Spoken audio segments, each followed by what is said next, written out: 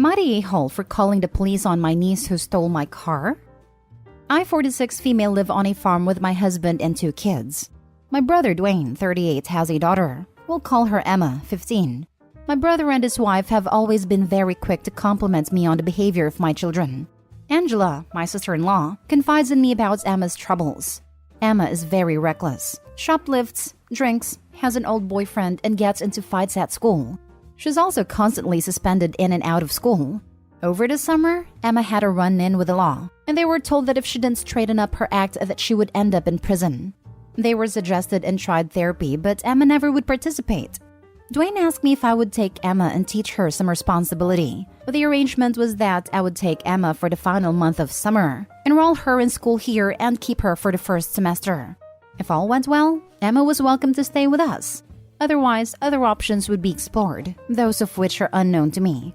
Emma did not do well all through July. Her boyfriend drove over to visit her to my dismay. I tried to make him leave, but it caused some backlash. So I figured I would set visitation, then wean her time from him more and more. Then I caught her smoking one of those electronic cigarettes, twice. She would never do any of the work asked, would talk back, steal food, break things, and would be rude to my children. All of that could be dealt with. I knew that once school came around, she needed to be more disciplined. So one morning we got into an argument because I told her I was chaining up the fridge, and that she better act right, or else she will be forced to scavenge for her food around the farm and cook it herself. If she doesn't want to contribute, she gets nothing the household has worked for. She was livid, throwing stuff, stomping her feet, and making rude gestures. My son and I left to go to tend to the animals' morning duties, and told her that she better catch up to get some chicken tonight or start preparing to pick some vegetables for herself. After an hour of work, I sent my son back home to get me a change of pants due to a fall. He came back asking me if Dad had taken my car. We quickly realized Emma had stolen my car. Not only that, but she did not have a license, only a permit. I did what any reasonable person would do in this situation and called the police. They found her 2 hours later and arrested her, saying she was to be charged with a misdemeanor for driving without a license and, I believe, joyriding. My brother and his wife are furious with me. They told me she steals our cars all the time and always brings them back, which that would have been good information for me to know beforehand. My family siding with them that calling the police when knowing she would be arrested was an a-hole move. Just to tack this on so I don't have to reiterate this to everyone who comments about the fridge bit. That was more or less an empty threat. If it came to it though, I can't say I would have totally ruled that out as crossing the line. Also, about stealing food, part of what I do is I bake and sell what I make at a farmer's market nearby. She would take cakes, pies, and other pastries I would make and eat them herself. I would make some little versions for the kids, but she would take the whole portion meant for sale and eat it herself, and throw out the extra. She would throw away 3/4 of a cake. Please note we live on a vegetable farm. She has access to vegetables and fruits. When I say scavenge, I mean go outside and pick something to eat and cook. I'm not denying her food. Now for the top comments. Not a-hole at all. She steals our cars all the time and always brings them back. Well, now we know where she learned all this from. If they expected you, her aunt, to just brush off her stealing your car, imagine what they let her get away with. We sent her to live with you because what we're doing isn't working. But how dare you do anything differently from what we were doing? LMAO. Exactly. They just wanted to be rid of her. Stupid parents. Not a-hole. She stole your car. She assaulted your son. I don't know how I feel about chaining up the fridge. That seems borderline abusive, but as for everything else, I'm on your side. Lock her up. That was more or less an empty threat. If it came to it though, I can't say I would have totally ruled that out as crossing the line. Send her back. She doesn't respect your rules or your authority, and you don't realize it now, but having there is definitely impacting your children negatively. Also, her parents and your family sounds ungrateful. Send her back. Next story. Am I the a-hole for not giving up my bed for my boyfriend's daughter? My boyfriend has 3 kids, 12 female, 7 female, 5 female. A wildfire broke out by their house and the neighborhood had to evacuate, so I told my boyfriend to bring his kids to my apartment. I've known his kids for months and they're all great kids, but they're a bit spoiled. My boyfriend's oldest daughter has health issues and they were at a hospital getting her treatments when the fire broke out. The younger two were at home with their nanny when the fire broke out, so the nanny took the kids straight to my place and my boyfriend joined us an hour or so later. My boyfriend came in carrying his oldest because she was asleep and he didn't want to wake her up. He asked where he could put her down, so I showed him to the room that I had planned on all of the kids and the nanny sharing. Nanny's a live-in nanny, and I guess she didn't have anywhere else to go. Room has 2 bunk beds, so everyone has their own bed. But he said he didn't want her to be in the same room as her siblings because she was going to need a lot of rest, and he doesn't want them to bother her. I asked where I was supposed to put her, and he suggested my room. I asked if he meant only for a few hours, and he said no, the whole night. I asked where we were supposed to sleep, and he said we can sleep on a pull-out couch. I said I wasn't giving up my room so his 12-year-old can have her own room, and he left with the kids and nanny. Now he's saying he needs to rethink this relationship because I wouldn't sleep on my couch for one night to let his daughter rest without her siblings waking her up and bothering her. No a-holes here. Parenting is a tough topic to broach. Personally, I think a lot of parents coddle their children beyond belief. That said, it's their choice. This sounds like it may just be a compatibility issue.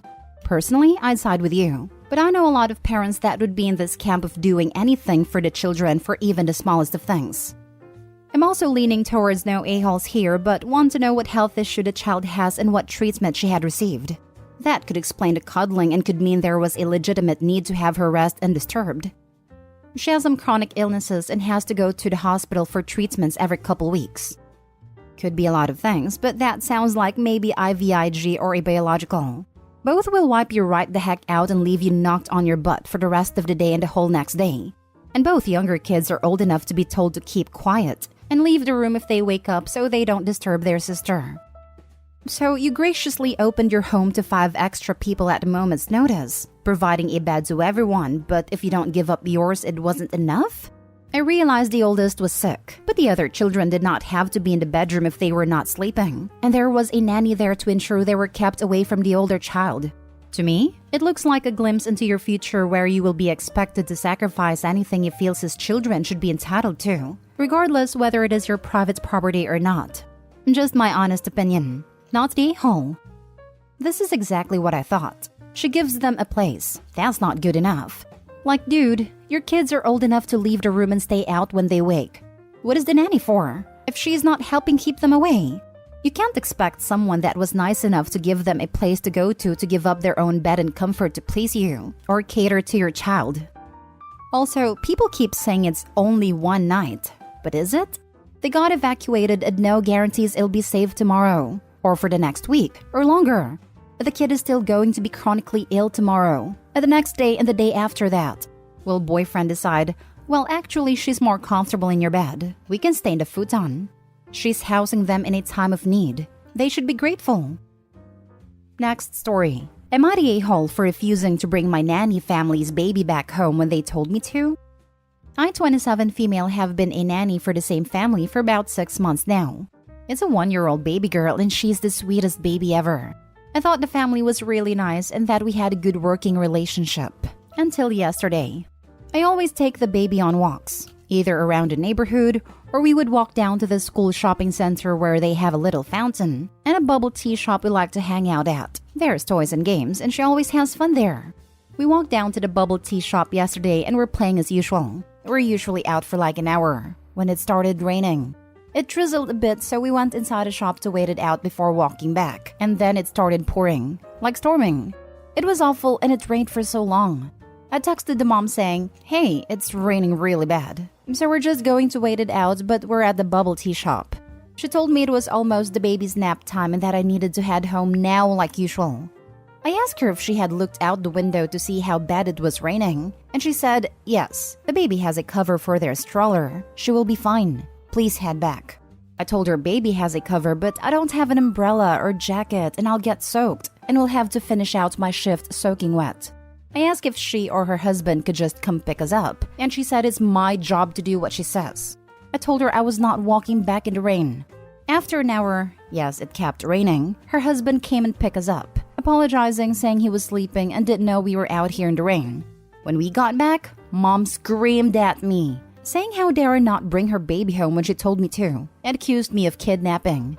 Dad said she was being dramatic but didn't really do much. She threatened to fire me and told me not to come in today and that we will discuss everything Monday.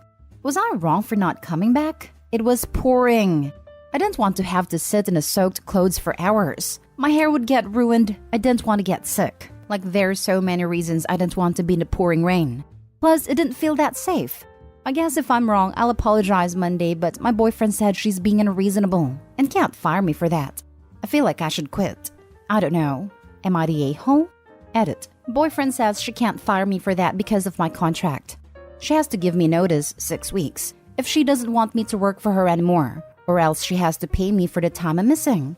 I also did check the weather, but it said it was raining way later that night. The sun was shining when we left. Mom also asks me to take her on these walks daily. I enjoy them, but a lot of comments keep talking about these walks as if they're for me. And yes, it was a thunderstorm. Now for the top comments. Not today, home. I bet should have complained if you or the baby got sick from being out in the cold/rain. You made a smart decision. That kind of rain sounds like a thunderstorm.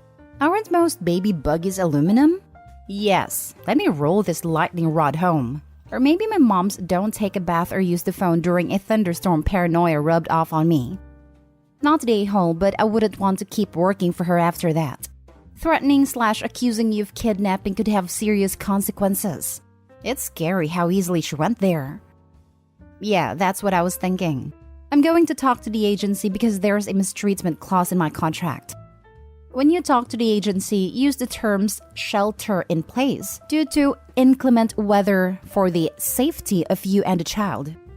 Not today, home. Or maybe everyone sucks here? Her reaction was over the line and I would not continue to work for someone who screamed at me and accused me of a crime. I agree that you should contact the agency and quit. But was it like obviously supposed to rain that day? Are they really strict on nap time? Is baby difficult if she gets off schedule? If it rained for an hour plus, seems like that would have been something you'd have seen on the radar. If your poor planning is going to ruin the rest of their day with baby being off schedule, I can see how that would be frustrating for them. And sounds like the dad was able to pick you up. But expecting them to stop work and drive again because of poor planning would be even more frustrating. Dad was sleeping, not working, lol. And she stops working to go to hair appointments and to the gym. So I didn't think picking us up would be bad. I had no idea it was going to rain. Like, it started as sun showers, then got crazy. It wasn't supposed to rain until later that night. Now for the last story. Am I the a-hole for wanting to serve my ex papers for full custody and child support for my daughter now that he has a new baby? I, 31 female, have a wonderful 7-year-old daughter I would go to the moon and back for and have been supporting her as a single parent. My ex, 31 male, hasn't really been in her life since we split when she was 2.5. He hasn't paid child support for the last 4 years and has sporadically visited her at his parents' home when she visits. He says he will visit her while hyping her up and then not show up, only to give BS excuses on why he never showed up, leaving her devastated and upset that he didn't spend time with her. He has blamed me for everything under the sun, which I can prove to not be true. For example, he blames me for not calling him so he can video chat with her on my days off, when he doesn't even attempt to try in the first place on his days off. He even stated he couldn't pay child support because he was rebuilding his car. My ex had seen multiple girls in the past 4 years, but has been seeing his current girlfriend for about a year at this point, and she has a 3-year-old daughter. He shunted our daughter to be his girlfriend's daughter's father, doing father/daughter activities like going to the pumpkin patch, holidays, and spending time with the 3-year-old. He forgot his own daughter's birthday for 2 years in a row and possibly for a 3rd time this year. Now, his family and I heard a rumor that the girlfriend was pregnant 3 to 4 months ago. His parents wanted to be in the baby's life, and I was ecstatic that my daughter would have a half-sibling since I don't want more kids. He vehemently denied she was pregnant, and we left the subject alone. Well, about 10 minutes before I started my shift, I was told and shown that my ex's girlfriend had their baby girl that morning. I was livid. He had lied to all of us that the baby was coming and severed whatever trust with him we had left. I started looking at family attorneys in my city because I know this will get messy. He wants parental rights without having to lift a finger or pay child support, while I want full custody since our daughter lives with me full-time. Before people ask, no, he's not in our daughter's life unless he wants others to see he's being a good dad. The last time he visited her, she didn't recognize him at all. Yes, I have filed for child support several times in the past, only for them to die in courts because he didn't want to sign the paperwork. I'm at my wit's end with him. I vented to a couple of close friends and close coworkers about this, and the majority are saying I'm the a-hole because I should be excited for the new baby, and that with a new baby, he won't have the funds for child support. Am I the a-hole if I go through with getting a family attorney and serving him papers while he's caring for a newborn? Not the a-hole. I'm surprised you haven't already served him papers. Exactly. Also, the fact that he has a new child doesn't take away from the fact he's manipulating his eldest by being sporadic. It is only turning up occasionally to confuse her little soul and for a picture-perfect dad image.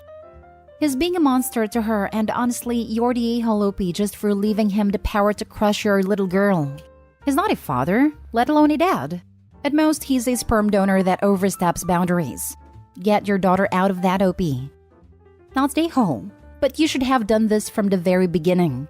You need to retain an attorney now, and you need to remove yourself emotionally from him.